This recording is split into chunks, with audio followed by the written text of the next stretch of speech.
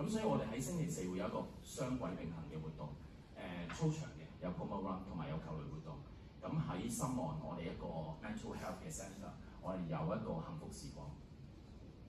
咁呢個就係我哋通常一般我哋有100幾200個師生會喺嗰度跑啊玩啊。咁你見到着晒班 T 嘅，因為我哋歡迎我哋以班嘅名義一齊去參與。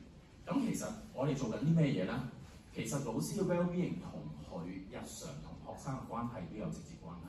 我哋有冇一個平台俾學生一齊去參與？咁呢個咧就係每3個月會有一次整體報名嘅。咁啲同事包括家長、學生同老師都可以報。咁就我哋見到個變化就好得意嘅。有啲老師平時係好緊張嘅人。自從我哋上年推咗呢個活動，今年我再優化嘅時候，我哋睇到個老師係鬆咗啲，同埋佢鬆得嚟，仲做咗一樣嘢，佢帶埋啲學生嚟，約埋啲同事嚟。咁所以我講緊就係我哋要製造一個環境、一個氛圍，就係大家要識自我照顧，跟住先能夠可以做到學生培育，或者去做到提升學習效能嘅工作。所以點解我哋今年要將佢擺喺星期四咧？因為星期四我哋中1至中5係唔可以補課，冇留堂班，冇任何會議。咁當然有人偷雞啦，偷雞嘅話，通常我就唔會出聲嘅，我就叫我哋啲同事提下佢啦。你話如果俾校長發現都好大件事啦。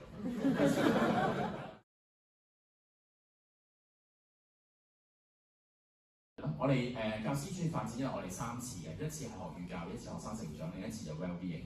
咁我哋而家通常就會掟俾老師揀咯，即係我哋深信有得揀先係老闆嘛，係嘛？我哋想製造一個基調，就係同事之間嘅關係係和諧嘅。咁所以我哋點樣去做一個基調，去 set 一個正向嘅環境，一個關愛環境，同埋減少放負嘅情況。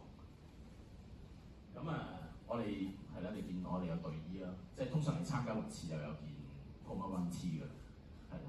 咁我哋之前做過一個活動幾好嘅，就係21日快樂策略。咁就呢個就係我哋 set 咗群組嘅。咁嗰個群組咧就係啲同事自由參與。咁參與嘅時候咧就大家 share day 1你做咩啊，跟住 day 2一路 accumulate。我覺得呢個做法咧係啦。因為有一次個女同事唔知 full mask 啊嘛，跟住另外一個同事話：喂，我又要咁樣，咁大家一齊 full mask 咁樣，係啦，咁就 share 啲唔同。咁我哋覺得有呢啲群組底下咧，其實最初有啲壓力嘅，因為你好似每日都要報告下啊嘛。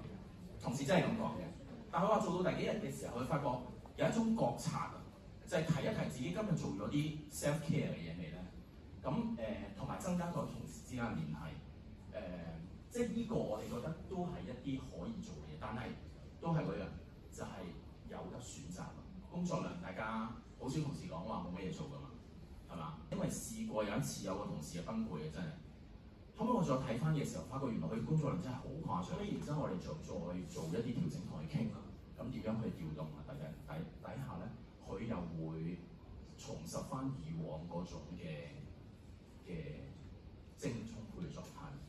第二就係學校整體嘅政策，呢個我諗唔係淨係顧及老師嘅工作量，係包括埋學生嘅身心健康。咁所以我哋今年都好嚴格執行，就係每日嘅家課幾多，每日嘅測驗量係幾多。咁等同時第一，同時個批改唔會過量，另外學生亦都唔會即係 after school 底下都要充斥晒所有呢啲嘅工作。咁課擔編排啦，我哋都會睇得緊啲嘅，即係特別係咩咧？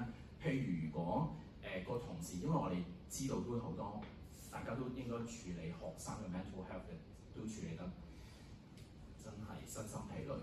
咁如果係要突發要處理呢啲嘅職責嘅同事咧，我哋喺課擔上面可能會編排會減少少。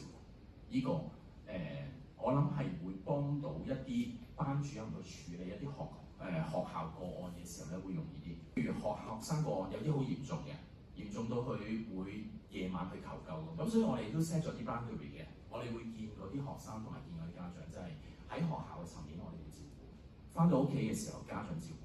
如果有嚴重嘅情況咧，就真係要 call 救。咁令到同事唔會翻到屋企。而家係7/24㗎嘛。如果7/24，基本上你講唔到再講 well-being 呢樣嘢。所以喺我哋嘅立場底下，我哋可能要做一啲 policy，令到同事可以放到工咯。另外就係一啲嚴重嘅個案，我哋譬如主任級嘅同事能夠可以有空間支援嗰啲班主任，亦都對佢哋嚟講係一件好事。咁另外咧，你知我哋好多學校好多新嘅 project 㗎嘛，通常真係做到最後一根個位去遞辭職信，咁我就會思考一樣嘢，就係究竟佢能唔能駕馭到依啲工作，同埋開展新嘅工作嘅時候，佢有冇空間？又係喺呢個課擔嘅層面我哋去處理。其實專業發展原本係一件好事，但係真係如果你 after school 咧，真係好大件事。咁因為我哋有雙班主任制㗎嘛，咁我哋逢 day F 有2堂係一個嘅班主任節，咁通常一個班主任落去就得㗎啦。咁我哋會用翻嗰個班主任節嘅時間，即係唔會去 after school 再做一啲唔同嘅 training。